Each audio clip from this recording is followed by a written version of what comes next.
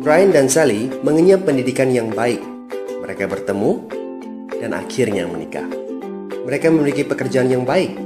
Brian memiliki jabatan tinggi di sebuah perusahaan multinasional, berpenghasilan besar, mendapat fasilitas dari kantor berupa mobil dan rumah. Mereka sangat menikmati hidup. Sering nongkrong bersama di coffee shop sepulang kantor, nonton di bioskop, mampu membeli baju dan tas yang matching, dan pergi berlibur sesekali. Tapi kenyataan sebenarnya tidaklah demikian. Utang kartu kredit mereka terus menumpuk tak berujung. Setiap akhir bulan merasa kehabisan uang. Mereka memiliki barang-barang bagus, tetapi tabungan masa depan kacau balau. Brian dengan mudah membeli ini, tapi bukan ini. Tabungan 100 juta pun rasanya masih jauh sekali. Sudah kerja lebih dari 10 tahun, tapi belum sanggup membeli rumah sendiri. Masih tinggal di rumah milik kantor dan mengendarai mobil milik kantor. Tanpa disadari, keluarga ini menggali lubang kemiskinan. Keuangan mereka hanya cukup untuk membiayai kehidupan keluarga saat ini. Mereka harus terus bekerja untuk menghasilkan uang. Pertanyaan yang paling ditakutkan adalah bagaimana jika mereka sudah tua, kemampuan bekerja sudah menurun, atau salah satu anggota keluarga terdiagnosa penyakit serius yang membutuhkan biaya yang sangat besar. Apakah kehidupan Brian dan Sally mencerminkan kehidupan Anda?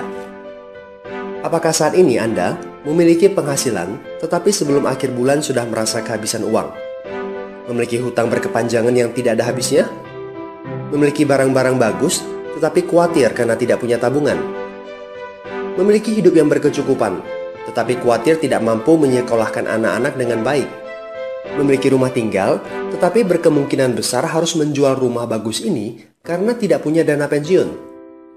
Jika Anda menjawab ya pada salah satu saja pertanyaan tadi, saatnya untuk memperbaiki diri. Mau jadi seperti apa kita ini kalau ternyata kita sebetulnya hanya gaya dari luar saja?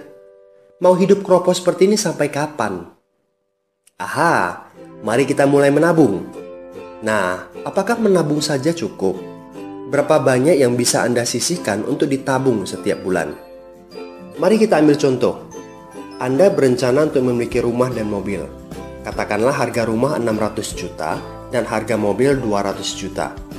Jika Anda mampu menabung 5 juta per bulan, Anda membutuhkan 13 tahun untuk mendapatkan angka 800 juta. Masalahnya, inflasi membuat harga rumah dan mobil melambung tinggi. 800 juta akan menjadi 2,7 miliar 13 tahun kemudian jika kita asumsikan rata-rata kenaikan barang 10% per tahun. Ini masih soal impian untuk membeli rumah dan mobil. Padahal, masih banyak kebutuhan lain yang perlu dipersiapkan jika ingin hidup lebih baik. Bagaimana dengan persiapan dana hari tua? Agar di saat tua dan tidak sanggup bekerja lagi, Anda punya tabungan yang cukup untuk kebutuhan sehari-hari. Asuransi untuk keluarga?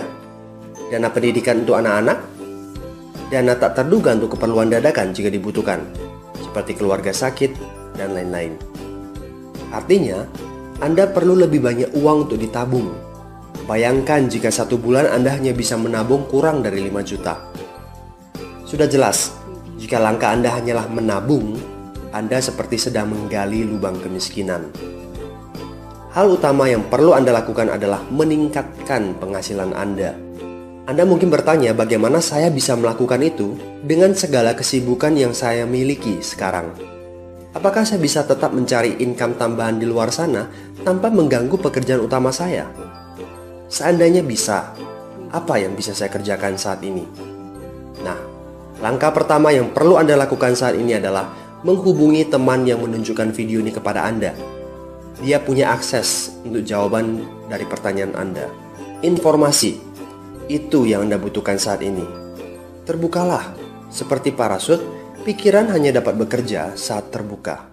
So, segera hubungi teman Anda dan dapatkan video informasi berikutnya.